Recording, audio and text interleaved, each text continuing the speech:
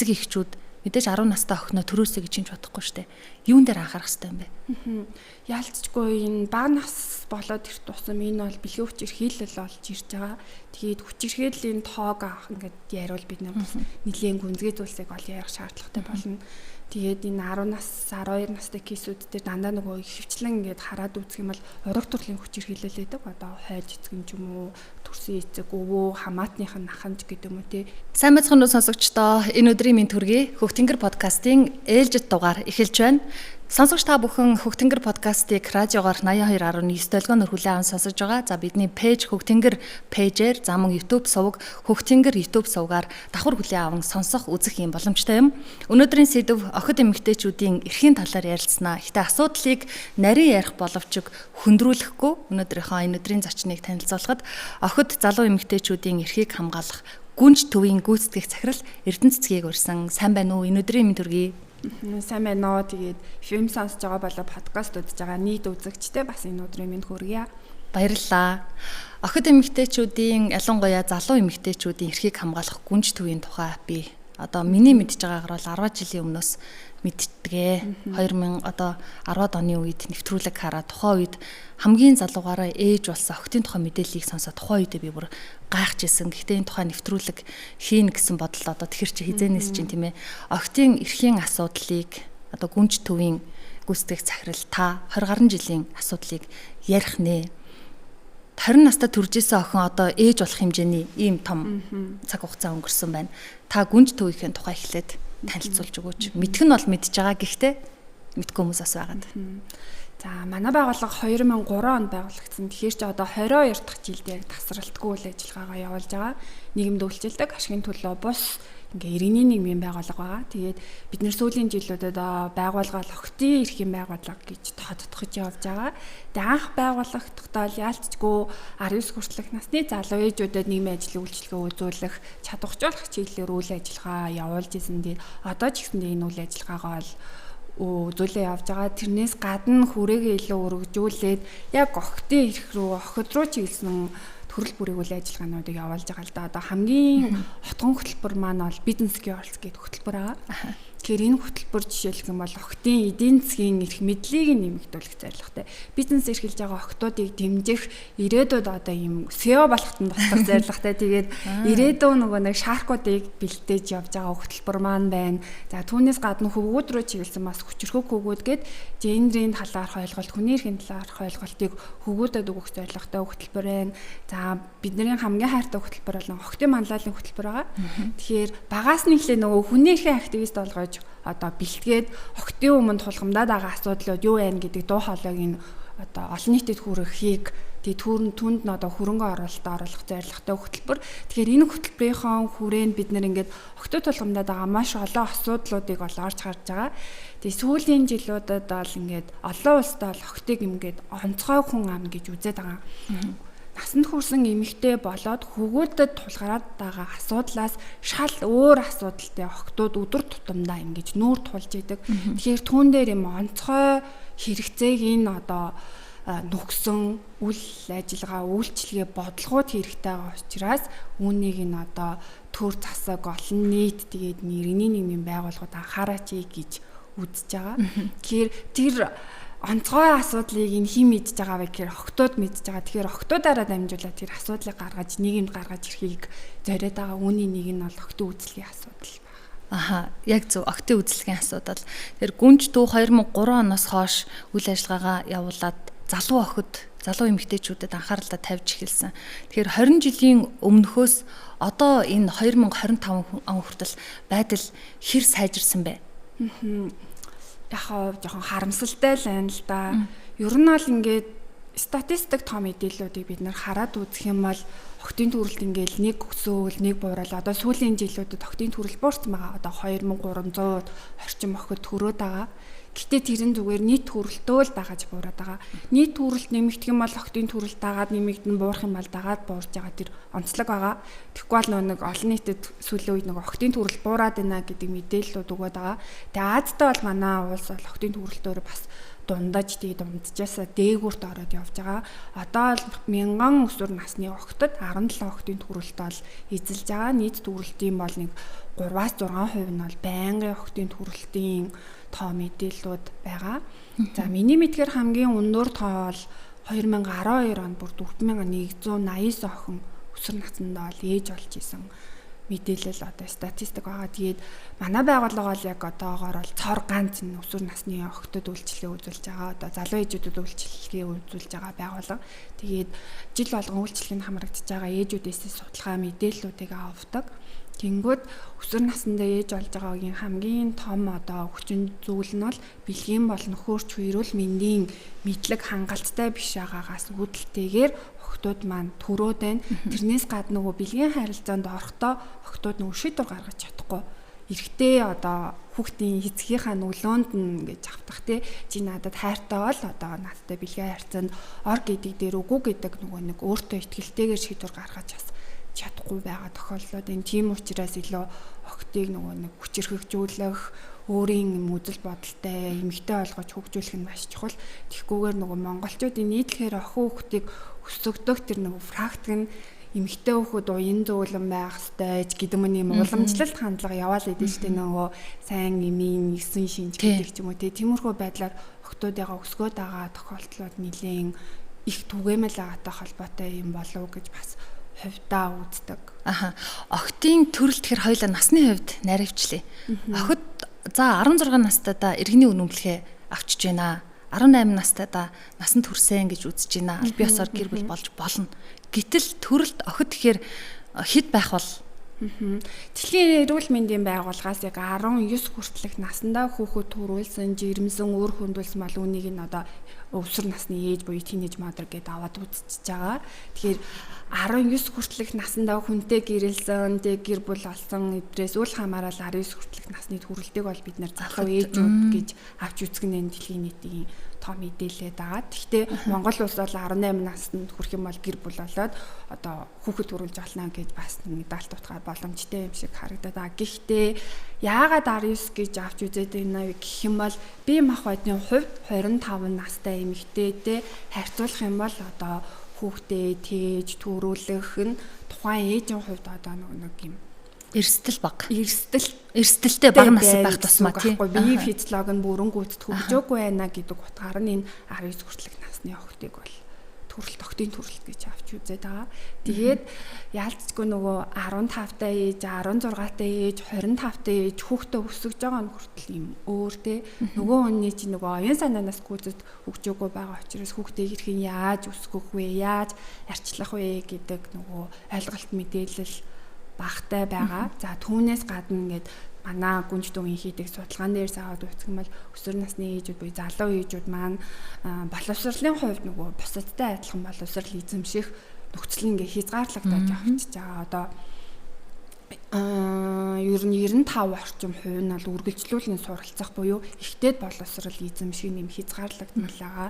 Тэгэхээр ирэхээр нөгөө ажил хөдөлмөр эрхлэх боломж нь бас хязгаарлагдмал те. Тэгээ хийж байгаа ажил нь хамгийн бага үнэлгээтэй ажлыг хийж байгаа. Тэгэл эдийн засгийн хувьд нөгөө хин нэгнээс хараат болж байгаа. Одоо өөрхөн эцэг гэхээс ч юм уу эсвэл нөгөө хүүхдийн эцгээс нөгөө юм хараатай байх, санхүүгийн хувьд юм хараат болох ч гэдэг юм. Тэгээд хүүхэдтэй ингээд авч өгмөр байгаа зүйлээ ч гэсэндээ авч өгч чадахгүй байгаа тохиолдлууд бол нэлээд өндөр идэг. Энэ 20 жилийн хугацаанд танад туршлагаас харахад Монголд хамгийн залуу эрт ээж болж исэн хэдэн нас вэ? За манай байгууллагт иржсэн кейс гэх юм бол 12 настай ээжийн тохиолдол байгаа. Тэгээ саяхан бас нөгөө эрүүл мэндийн байгууллагын хүмүүстэй эмч нартай ярилцаж сууж хахад 10 настай охин бас төрөх гээд тэгээд яг тэрийг нөө сонсож байхад хамгийн харамсалтай нь яг ийм насны хүмүүсийг төрөхөд нөгөө эмнэлзэн удирдамж ядаггүй. Тэгээ тэр хүнд одоо нөгөө өвчин намдаах хийх гэхээр ямар доозоор нөгөө хийх вэ гэдг нь ингээд цаасан дээр бичигдээгүй байгаа. Тэгээ тэн дээрээс нөгөө эрүүл мэндийн салбарт нэлийн хүнд асуудлууд гарч ирсэн гэд бид нартай хуваалцчихсан л та. Ямар амар юм бэ? Юу 10 настай хүүхэд 12 настай хүүхэд ээжийнхаа өрөөс гараагүй. Одоо ингээд баг ингээл уугч хөхөр насны хүүхэд байж та 10 настай хүүхэд. Тэгэхээр энэний цаана ээж болох гэж байгаа юм чи аав гэж хүний тухай яригдчихэж байгаа бах. Энэ хүрээлэл юу нь ямар байгаад байна вэ? Нэг талаараа юмыг ингээд дараад ах тусам чимээгүй үгүй байхгүй байгаа юм шиг. Нөгөө талаараа эцэг эхчүүд Мэдээж 10 настай охиноо төрөөсэй гэж чинь бодохгүй штэ. Юун дээр анхаарах хэрэгтэй юм бэ? Яалтчгүй энэ бага нас болоод ирэх тусам энэ бол бэлгийн хүч эрхийлэл болж ирж байгаа. Тэгээд хүч эрхийллийн тоог ингээд яриул бид нар бас нэлийн гүнзгий зүйлсийг ол ярих шаардлагатай болно. Тэгээд энэ 10 нас 12 настай кейсүүд дээр дандаа нөгөө хөвчлэн ингээд хараад үзэх юм бол ураг төрлийн хүч эрхийлэл байдаг. Одоо хойд эцэг юм ч юм уу, төрсөн эцэг, өвөө, хамаатных нь аханч гэдэг юм уу тиймэрхүү байдлаар яг юм нөгөө хүч эрхийллийн хохирож хасны улмаас хүүхдэд төрүүлэх болсон. Тэгээд аль хэдийнэ нөгөө 5-аас дээш сар юм эсвэл 8-аас дээш сар болцсон учраас тэрийг яалчгүй нөө төрүүлэхээс өөр аргагүй болчихсон тохиолдлууд байгаа юм л да. Тэгэхээр эцэг эхчүүдэд бол ах хүүхдээ тий ялангуяа маш сайн ажиглаараа л гэдэг мессеж өгөх хэрэгтэй. Тэгээд ямар нэгэн байдлаар зөвхөн бэлгийн хүч эрхийлэлж гэхгүйгээр үеийнгийн дээрлэхэл ялгуулан гадуурхалт одоо сэтгэл санааны хүч эрхийлэлж гэдэг юм уу тий өөрөх нь эрхэн зурцагдсан байгаа хүүхдүүдийг ажиглах юм бол ер нь тэрийг бид нэр одоо олж мэдэх боломжтой. Жишээлбэл бэлгийн хүч эрхийлэл хүртэн хүүхүүд ингээд юм цаанаасаа юм шинж тэмдгүүд илэрн тухайлбал маш юм айдтай болсон байна, өөртөө итгэлгүй болсон, өмнөхөөсөө шал өөр болсон байгааг ажиглаж болох нэ. Ингээд өөрийгөө хамгаалах үүднээс ингээд маш олон хувцас ингээд давхарлаж өмсдөг, эсвэл ингээд зүүдэндээ яардаг ч юм уу. Тэгээд зурж байгаа зургаараа тэр тухайн болсон үйл явдлыг илэрхийлдэг. Эсвэл одоо орондоо шигч гэдэг юм уу тий. Одоо 10 настай хүүхэд нь орондоо шигч гэдэг юм уу. Тиймэрхүү хүүхэдтэй гарч байгаа бас нөгөө өөрчлөлтөөр нь тэр болгоныг бас мэдэх боломж байгаа. Тэгэхээр эцэг эхчүүд манаас энэ талаар ойлголт мэдлэгийг айгүй сайн одоо бэлгэн болон нөхөн эрүүл мэндийн талаар ойлголт мэдлэгээ нэмэгдүүлэх шаардлагатай. Зөвхөн бэлгийн хүч эрхийлэл гэхгүйгээр одоо өсвөр насны охтуудад биений юм ирээл эхлэхээр нөгөө нэг юм охтууд маань өөрснөө мэдлэггүй мэдээлэлгүй байгаагаас болж олон нийтийн өмнө ангийнхныхаа өмнө эвгүй байдалд орох гэл тохиолдлууд байгаа.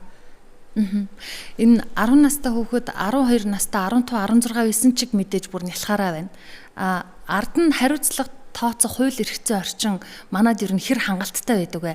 Одоо ингээд за ингэж болохгүй шүү, тэгж болохгүй шүү гэсэн хүний нэг цензур байдаг шүү дээ. Энэ ер нь ямар байдаг бол хэр хүндрэлтэй вэ? Та хэд ингээд эрх хамгаалаад хөөцөлтөд явахад. Тийм яг энэ бэлгийн хүч эрхийллийн асуудал болоод ирэх юм бол энэ зүгээс эрүүгийн гэмт хэрэг болоод тэг яг хуулийнхаа хүрээнд одоо энэ асуудлуудыг шийдэгдээд явна гэсэн үг. 14-өөс дээш насны тэгээд одоо үерхжсэн хосууд маань ингээд хоорондоо ярилцаж одоо хүсэлцээд хүүхдэд төрүүлж байгаа тохиолдол бол бас байгаа. Тэнгүүд нөгөө өсвөр насны охтын төрөлгээр л нийтлэгээр нэг ямар нэгэн байдлаар хүч эрхийлэл төртөл хүүхдэд төрүүлээ гэж бодоод байдаг. Гэтэ өөрөө үнэхээр хүсээд хүүхдэд төрүүлж байгаа тохиолдлууд байгаа. Тэгээд түүнийг энэ зэгсэндээ аавууд нь дэмжиж одоо хүүхдэд асрахт нь тусламж дэмжлэг үзүүлээд явж байгаа тохиолдлууд бас байгаа. Тэгэхээр охтын төрөлт гэхээр л энэ шууд бэлгийн хүч эрхийлэл гэж автоматар битээ ойлгоосэй. Тэгээд өсвөр насны ээжүүдийг залуу ээжүүдийг маань битээ ингэж буруутгасан нүдээр хараарэ. Нийгмийн нөгөө нэг ялгуурлан гадуурхалт улам нөгөө залуу ээжүүдийг гэрээсээ гаргахгүй, тэгээд нийгмийн харилцаанд оролцохгүй байх, өөртөө итгэлгүй байхад бас нэлээд нөлөөлдөг. Одоо хуучин цагт гэхээр хөгшөөн болчих гээд байдаг юм аа. Бидний хүүхэд байхад гэр бүлийн хүмүүжил харьцангуй сайн байсан. Гадных мэдээлэл бага байсан хэрнээ ингэж болохгүй, тэгж болохгүй гэдэг нэг талаараа ингээд гайгүй байсан юм шиг санагдаад байдаг. Одоо хүүхдийн эрхийн тухай яриад ирдэг, хүүхэд дураараа байх тухай ярьдаг. Болохгүй болвол одоо юу гэдгийг хүүхэд ээж аавда тэг нь ингэн гэж зоргоороо юмэлчдэг. Энэ нэг талаараа залуу ээжүүдийн тоо хэсгэд нөлөөлж гин үү? Интернетээр чөлөөтэй мэдээлэл авж байгаа нь эсвэл сайн тал руугаа хөтлөж гин үү? Та одоо олон жил охтын эрхийг хамгаалсан хүний хувьд аль талд нь илүү жин дарж байна? Яалтчгүй эсвэл энэ жилүүдэд нөгөө интернетийн хурдыг бол бид нэр одоо бүр гүйцэтгэх аргагүй боллоо шүү дээ тий.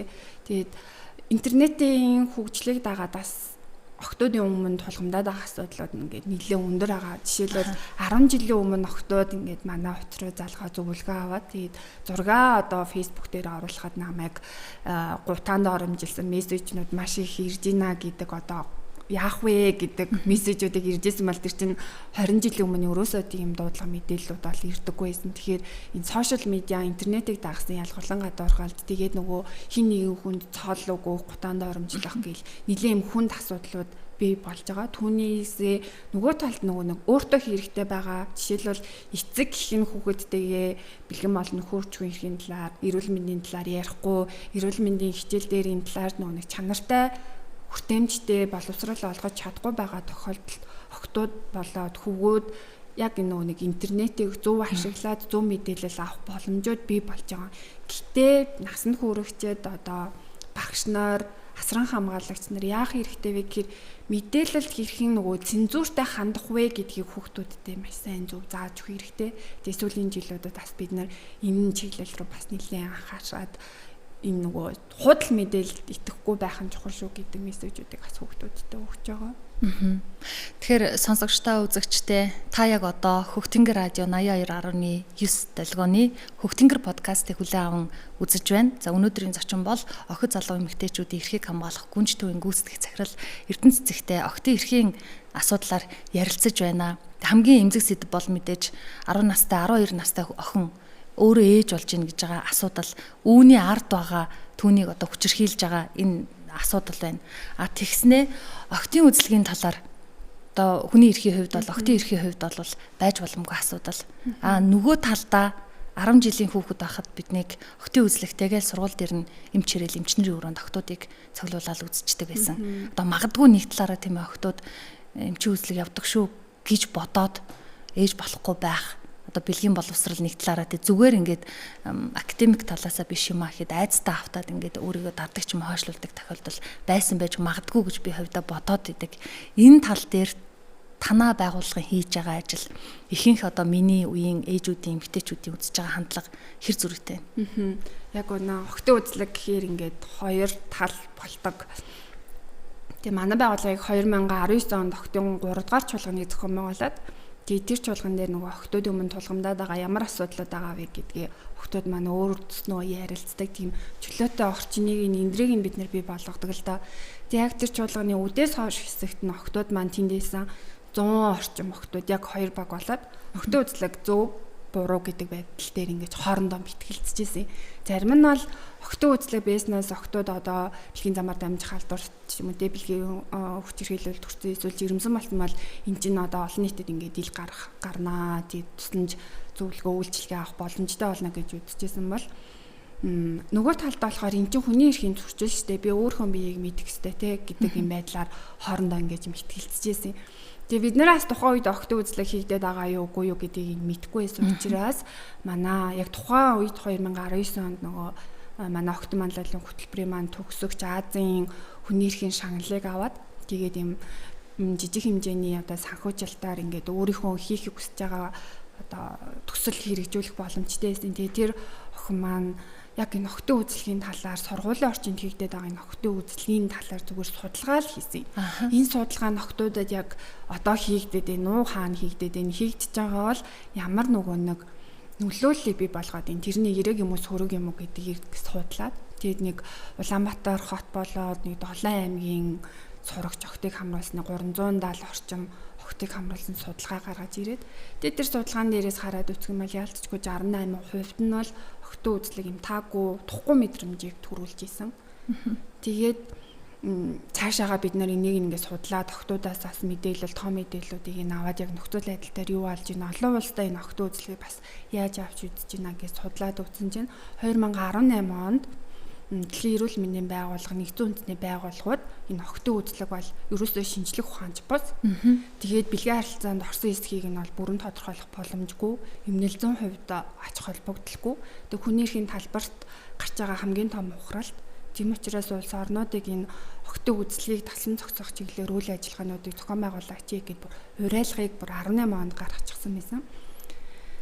Тэгээд бид нар энэ одоо сургуулиуд дээр бол охидын үзлэг хийгдээд байна гэх 370 охидоос бид нар энэ мэдээллийг авчиж байгаа. Тэгээд үүнийхэн хүрээнд боловсролын яам, эрүүл мэндийн яам руу энэ охидын үзлэгийг хийхэд зогсоогооч гээд ингээд уулзалт хилцүүлгүүдийг хийхэд нөгөө бодлогынхаа түвшинд охидын үзлэг ерөөсөө хийгддэггүй.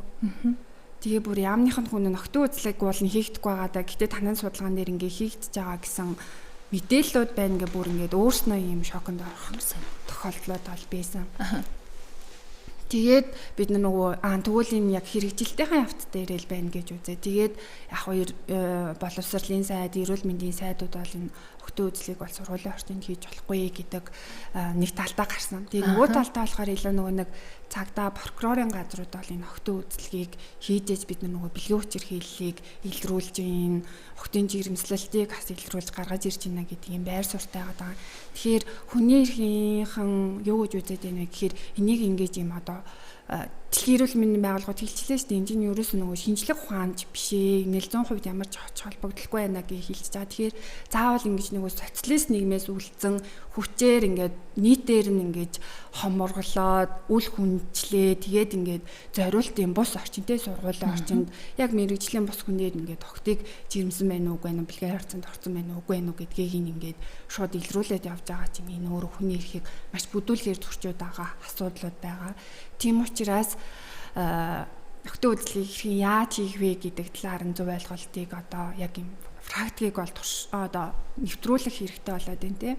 Тэгээ нөгөө талаараа бэлгийн хүчирхийлэл, бэлгийн замаар дамжих халдваруудыг зөвхөн үзэлгээр илрүүлэх боломжгүй. Өөр байдлаар бид нар тэрийг илрүүлж болно. Охтуудад бэлгийн хүчирхийлэл гэж юу байдаг вэ гэдэг зөв ойлголт мэдлэгийг өгснөөр ярилцлага хийсний дараа ингээд жишээлбэл би надаа ийм зүйл тохиолдсон ингээд охтууд маань ингээд хилдэг одоо кейсүүд гарч исэн байхгүй юу?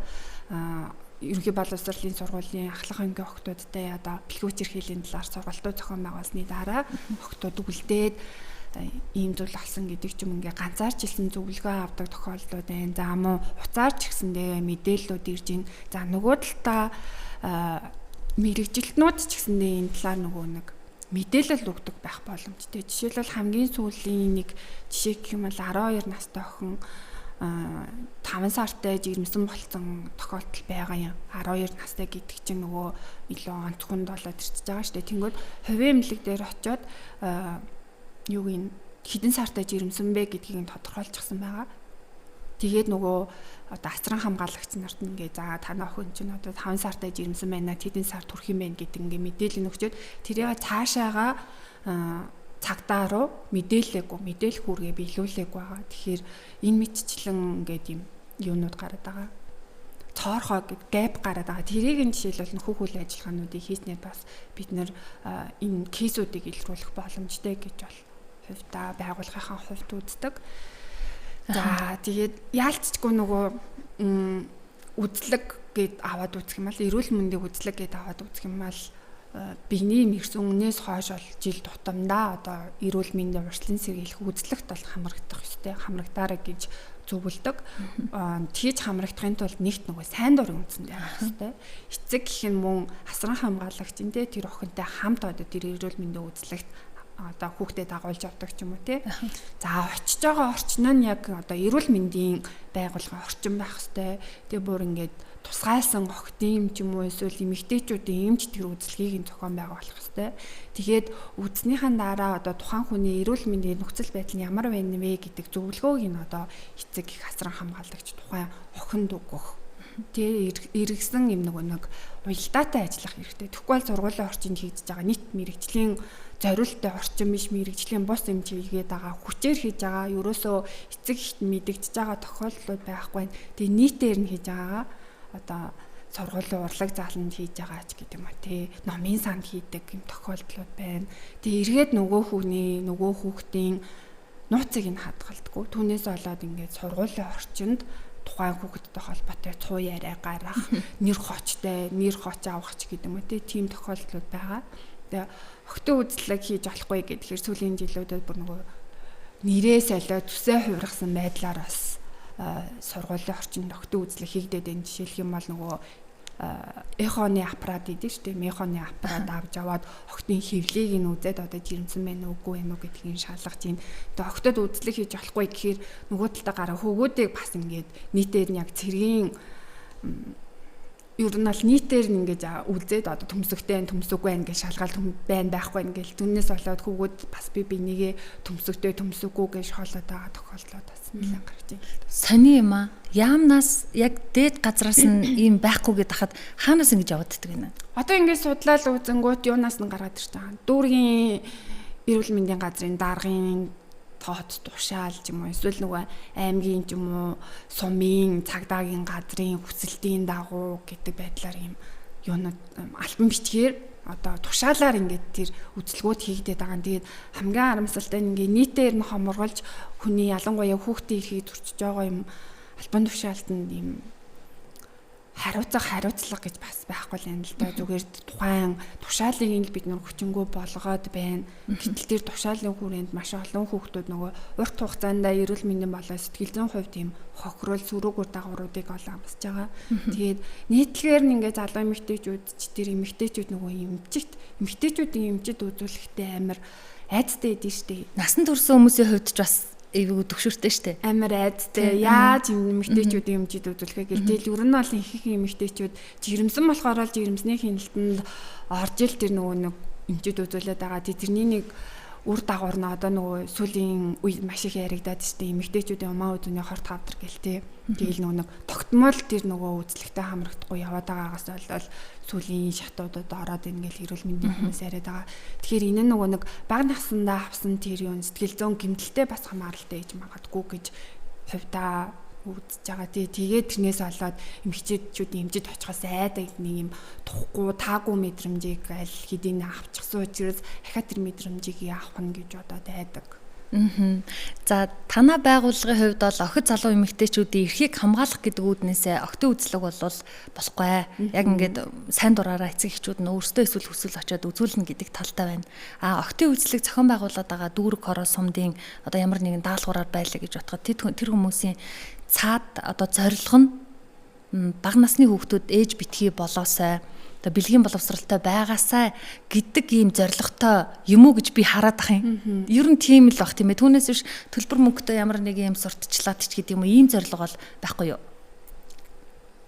Сурталчилгаа энтер болдоггүй л хэлгөө. Тэрийг нь мэдгүй. Мэдээж нөгөө төрийн албан хаагч те тэгэл эрүүл мэндийн хуулийн чиглэл хүмүүс мэдээж л нөгөө нэг кейс илрүүлэх инсан гэдэг юм нөгөө зөвл зорилго зорилго нь уг нэг байгаад байдаг. Тэгснэ арга нь өөр байгаад байна. Арга нь өөр ингэж хүний эрхийг төрчөөд нэг кейсийг илрүүлэхийн тулд эргээд 100 охины эрхийг нь төрчөөд тэндний сэтгэл зүйд нэм гэмтэл учруулад байгаа. Тэгэхээр мэдээж энэ үйл ажиллагаа хийхийн тулд одоо аргаа зөв болгох хэрэгтэй. Аргаа зөв болгохдоо хүний эрхээ цуурилсан байх хэрэгтэй.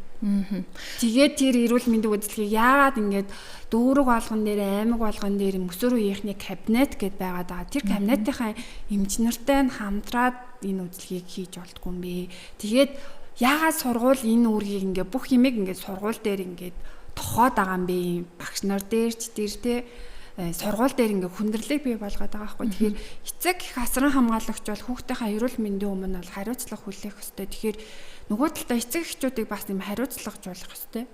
Одоо ингээд хүүхдээ эрүүл мэндийн үзлэгт хамруулаагүй л тэр эцэг эхчүүдтэй одоо ямар нэгэн хариуцлага хүлээлгдэг ч юм уу тий. Одоо нөгөө school police гээл ингээл хичээлээс нь чөлөөлдөг болоод байгаа штэ.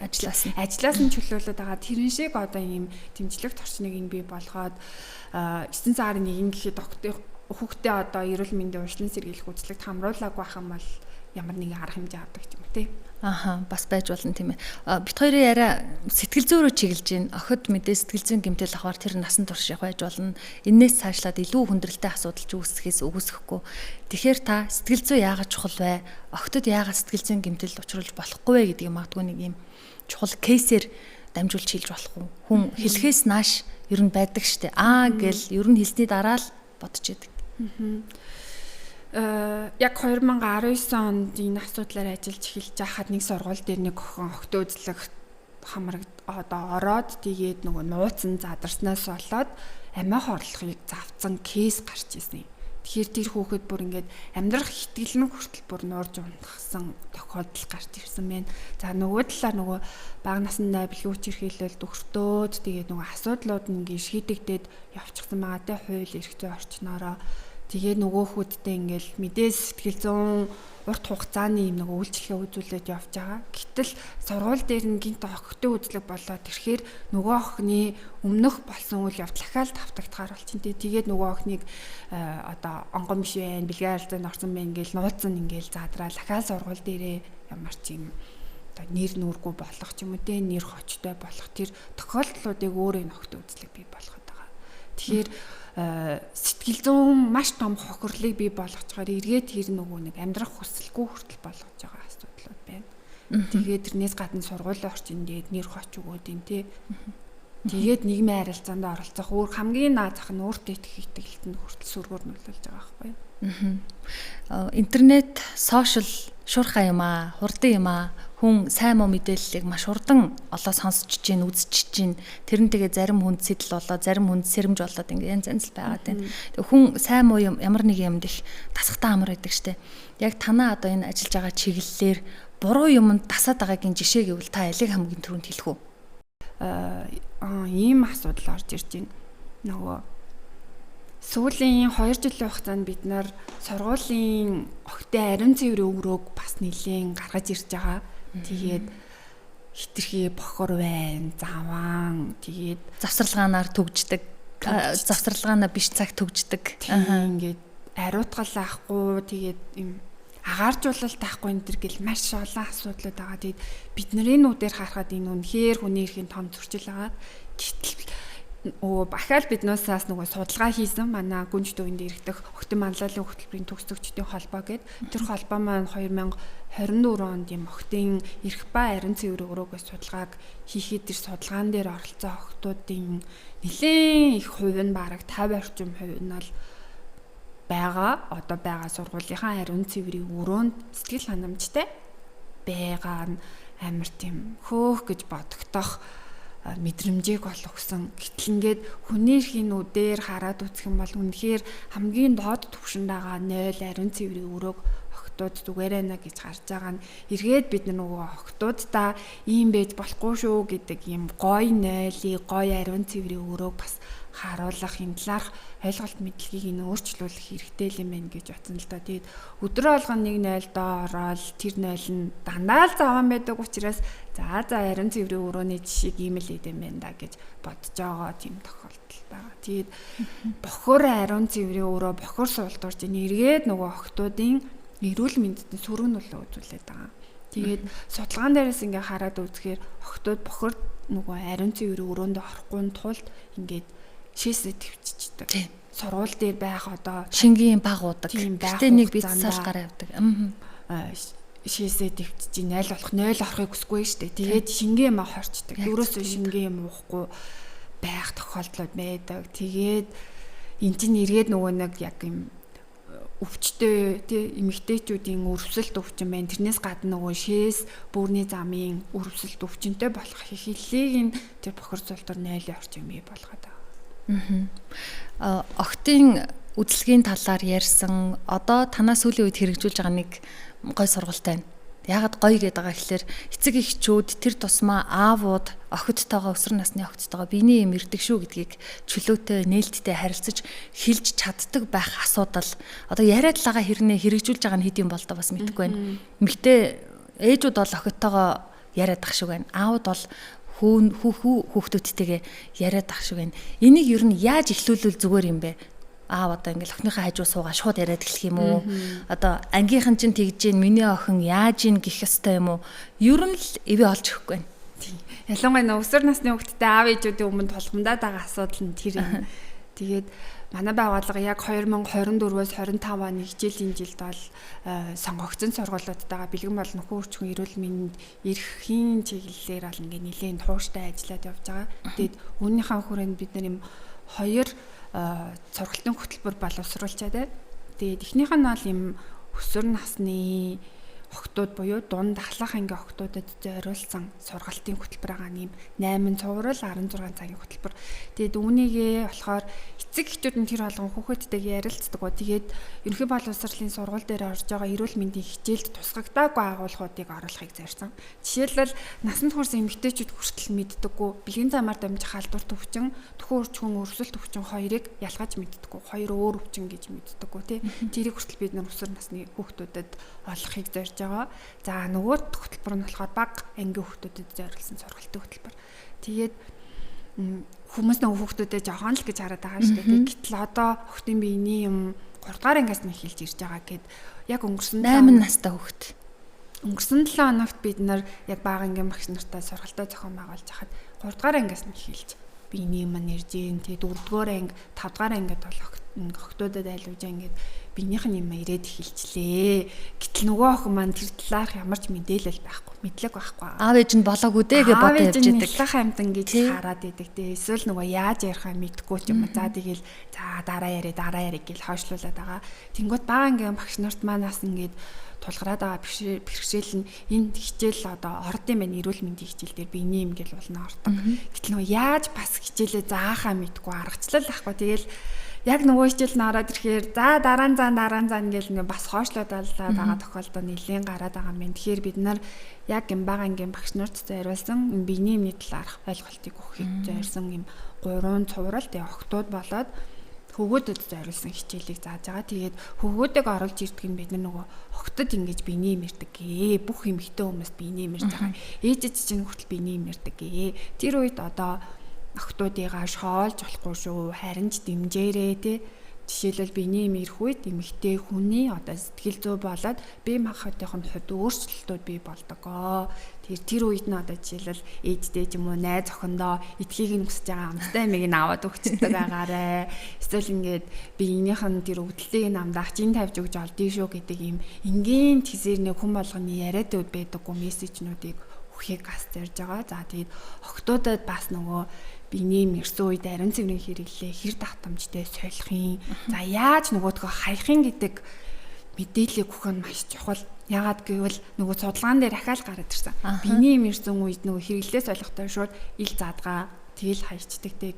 Тэгэхээр тэрийг нөгөө яаж хаях ёстой вэ гэдгийг ээж нар нь тэр багш нар нь одоо эрүүл мэндийн хичээлээр ээж тэр боловсролыг өгөөгүй байгаа. Тэгэхээр арин цэврийн хэрэглээ яаж хэрэглэхийн одоо арин цэврийн хэрэглээ солихоос өмнө гараа угаа, сольсныхаа дараа бас гараа угаах ёстой шүү гэдэг мэдээллүүдийг хүртэл охтуудад өгөх тийм энгийн алхамаар практикийг бий болгох, дадлыг бий болгох зорилготой тийм сургалтын хөтөлбөрүүдийг бас гаргасан байгаа. Тэгээд бага ангийн хүүхдүүдэд зориулсан хөтөлбөрийн дагуу ингээд гэрийн даалгавар гэсэн байгаа. Тэрэн дээр нөгөө эцэг эхчүүдтэйгээ ярилцаарай. Одоо юм шилжилтийн нас гээд ингээд эхэлж байгаа. Энэ үед чамд ямар өөрчлөлтүүд гарч ийн гэдгээ эцэг эхтэйгээ хамтарч одоо хариулж ингээд бичээрэй гэдэг даалгавруудыг хүртэл өгч байгаа л да. Тэгэхээр аав ээж нар нь хүртэл энэ рүү нэр манай хүүхдээ чинь шилжилтийн нас нь ингээд эхэлчихсэн юм байх шүү дээ гэдэг мессежийг хүртэл өгөхийг зорж байгаа. Тэгээд бид энэ сургалтаа зөвхөн нөгөө сонгогдсон сургуулиудаас гадна одоо нээлттэйгээр бусад сургуулиуд ч гэсэндээ энэ сургалтыг бас авах боломжтой байдлаар бас ингээд олон нийтэд нээлттэй түгээхийг зорж ажиллаж байгаа. Тэгээд багангийн багш нартай ярилцгаар эцэг эхчүүд бас яах вэ багшаа гэж ирдэг гэж зөрүүлж асуугаад байдаг. Тэгээд багш нар нь ч гэсэндээ эцэг эхчүүдтэй зайрлаад манай анги хүүхдүүдийн шилжилтийн нас эхэлчлээ, биений юм ирээд эхэлчлээ. Та нар ингээд сургалтын нөө судлаач гээд бас мессежүүдийг өгдөг, асуултуудыг тавьдаг гэдээ ярьжсэн. Тэгээд өсвөр насны хүүхэдтэй аав ээж нарт зөвлөгөө гэх юм бол хүүхэдтэйгийн ярилцах, нээлттэй ярилцах хэрэгтэй. Тэгээд ярилцахдаа юм чанартай ярилцах хэрэгтэй. Ялангуяа манай хүүхдүүд ярьдаг л ингээл өдөр тутам болсон ингээл анги дээр болсон зүйлсээ ээжтэйгээ ярих гэхээр ээж ингээд сонсож байгаа. Гэхдээ тэр нөгөө юм бүр ингээд үнэнчээр сонсгүй хоолой хийж явахдаа ч юм уу тийм ингээ ямар нэг юм хийж явахдаа сонсдог. Тэгээд нөгөө ярьсан зүйлийг дараа нөгөө ээж нь асуудаг. Чи нэрээ тэрээгээ яасан, инээгээ яасан гэд тэнгуут охтууд нь аль дөрөвний хилтэн байхад нөгөөдхийн эргүүлээд асуучаар дараагийнхынхаа ямыг ярихаа бэлтэж байгаа юм. Тэгэхээр хүүхдүүдтэй одоо ядаж нэг өдөрт 10 минутыг ингээ чанартай гаргаад яг болсон зүйлийн талаар нь ярилцдаг. Бээжэж цаашаага бид нөгөө илүү итгэлийг нь олж иж бих юм бол нөхөрчгөн талаараа ярихгүй бол гинт за юм чи ирсэн үү гэж хэлэх юм бол нөгөөдөл чинь угаасаа хайруулахгүй хичээд гинт энэ ээж чи өнөөдөр юу болсон юм л гэдэг бодол хамгийн түрүүнд орж ирэх байх. Өнөөдөр Хөхтөнгөр подкастыг сонсонгуудаа нэр шууд өнөөдөр л асуух юм байна гэд хэрэгжүүлэх гэж байгаа гэж байвал бас жоохон болгоомжтой айжуу хандах шиг байх шүү. Тэгэхээр сонсогч та үзэгч та яг одоо Хөхтөнгөр радио 82.9-ийн Хөхтөнгөр подкастыг хүлээн аван сонсож байна. Улаанбаатар хотод бол 82.9 долгионоор зөвхөн радиогоо хүлээн авч сонсоорой. YouTube сувгаар Хөхтөнгөр одоо подкаст гэсэн ийм сувг байна. За мөн Хөгтөнгөр радио гэсэн пэйжээр бидний дүрстэй нэвтрүүлгүүдийг сонсох боломжтой юм. Өнөөдрийн зочин бол охид залуу эмэгтэйчүүдийн эрхийг хамгаалах гүнж төвийн гүйцэтгэх захирал Эрдэнэс цэгтэй бид ярилцж байна. Тэгээ ярилцах хугацаа ер нь дуусж байгаа учраас өнөөдрийн сүүлийн агуулга ямар нэгэн ажил мэргэжил хийдэг хүн болгонд л байдаг болов уу гэж бодож байна энэ асуудал. Нэг сайхан зочинтой ярьсан бол нэг хэдэн өдөр сэтгэл үеийг явдаг ч байд юм уу. Тэгээ таны хувьд энэ хугацаанд энэ ажлыг хийж хахад санаанаас гардаггүй нэг охины кейс байдаггүй. Одоо магадгүй хэдэн жил өнгөрсөн ч гэсэн тэр охин маань яаж яваавал тэр асуудал нь яасан бол гэл энэ дотор нэг хөндөр байгаад идэг. Тийм юм байдаггүй. Энэ бол одоо яг бидний сонгосон ажил мэргэжлийн л нөлөө шүү дээ, тийм ээ. Яг хамгийн анхны маань л гэс би ч нөгөө их сургуулийн 3 дугаар курстахаас л гүнж төвд нөгөө сайн нуурын ажилтан хийгээл туслах ажилтан болоод тэгээл яг хөтөлбөрийн зохицуулах хүчлийн ажилтан болоод ажиллаж ирсэн. Тэгээд яг тухайн үедээ нэг 10 кейс дээр 10 залуу ээжтэй ажиллах тохиолдол гараад тэрний маань нэг үйлчлүүлэгчийг би өрөөсөө ингээм мартдаггүй. Ингээд ер нь бол хүнд кейс л дээ. Тэгээ бүр ингээд нөгөө охинтойгоо анхныхаа уулзалтыг хийгээд гэрээс нь гараад явж байхдаа бүр яагаад тийм ингээд амар гонигтай мэдрэмж төрөөд яг гэрээс нь гараа явж байхдаа уйлжсэн л да. Тэгээд одоо л нөгөө охинтойгоо яг фэйсбүүкээр найз болсон. Тэгээл хүүхэд нь бүр амар том залуу болчихсон байгаа. Бараг ажлын байран дээр гарсан байна уу яасан байна. Тэгээд үе нөгөө үйлчлүүлэгчээ хараад постуудыг хараад хүүхдүүдийг хараад за ямар ч байсан одоо хин нэгний тусламж шаардлагагүйгээр сайхан амьдарч байна л гэж хардаг да. Охид эмэгтэйчүүдийн эрхийг хамгаалах гүнж төв байгаад бас баярлалаа. Одоо нэг 2 жилийн өмнө үйл ажиллагаагаа эхлээд ингээд явж байгаа шинэхэн газар биш. 2003 оноос хойш буюу 22 жилийн хугацаанд охид эмэгтэйчүүдийн эрхийг хамгаалсан байна. Нөлөөллийн ажлуудыг хийсэн байна. Одоо ерөн сургалтуудыг зохион байгуулад яваад байна. Баярлалаа л гэж хэлээ да. Тэгээд ээж аав нараа томчуудаа хайнга биш бай. Охиддоо анхаарлаа хандуулъя, сэтгэл зүйн ажиглая. Гэхдээ нэрэл чанартай цаг гаргасан хизээ билээ дээ гэл би бас өөрөө бодоол сууж ийн. Би ер нь ямар ээж вэ гэсэн бодол төрж ийн. Баярлалаа танд. Сүлийн дэ ормыг үлдээ. Тэгэхээр нөгөө хүүхэд чинь том болохын хэрээр нөгөө нэг хүүхэдтэй тавих анхаарал тэр хэрээр томрох хэрэгтэй. Тэгээд бид нар нөгөө хоорондоо ярилцдаг. Ажлынхантайгаа ч юмсэл найзуудтайгаа хүүхэд томрохын хэрээр нөгөө асуудалнтайгаа томордог. Баг одоо цэцэрлэгт хахад нэг аль хүүхэд мажлаач гэдэг нэг тийм асуудлууд байсан бол одоо бүр том асуудлууд ингээл нүүр тулах болно. Тэгэхээр тэр үед бас сэтгэл зүйн бэлтгэлтэй ах хэрэгтэй. Багаас нь эхлээд цэцэрлэгт хахаас нь эхлээл хүүхэдтэйгээ хүүхдийнхээ итгэлийг олсон сайн ярилцдаг. Им хизээ нэгэн цагт юм хүнд асуудал тулгарх юм бол хамгийн түрүүнд ээж рүүгээ аав руугаа ярьдаг тийм орон зайг нь би болохоор л гэж хэлмээр энэ тэгэхгүй бол хүнд хэцүү асуудлууд тулгархаар аав ээжээсээ айгаад хэлж чадахгүй тэгээд нөгөө асуудлаа бүр том болгочихж байгаа тохиолдолд нэлээд их байдаг учраас хүүхдийнхээ хамгийн ихтгэлтэй хүн нь байгаасай л гэж хүсэж. Хөгтөнгөр подкастын зочноор ирж оролцсон танд баярлалаа. Залуу охид эмэгтэйчүүдийн эрхийг хамгаалж байгаад баярлалаа. Ээжүүд бидэнд ч гэсэн үнэтэй мэдээлэл өглөө. Хүн хэлэхгүй болвол хийх зүйлийг бид орхитуулад байдаг гэдгийг өнөөдрийн таны ярианаас сонссон. Тэгэхээр Хөгтөнгөр радио, Хөгтөнгөр подкастт хамтран ажиллаж байгаа Сонд үндэсний брендинг хүчлийн эсрэг эмэгтэйчүүдийн комик танд бэлэгдэж байна. Хавар болж байна. Арьс нь гэрэлтэх болтугай. За маш баярлалаа. За бүр ингээ яг хараат нэ логот юм шүү дээ. Бүр шүү. Харин тийм ээ. Бүр хэм.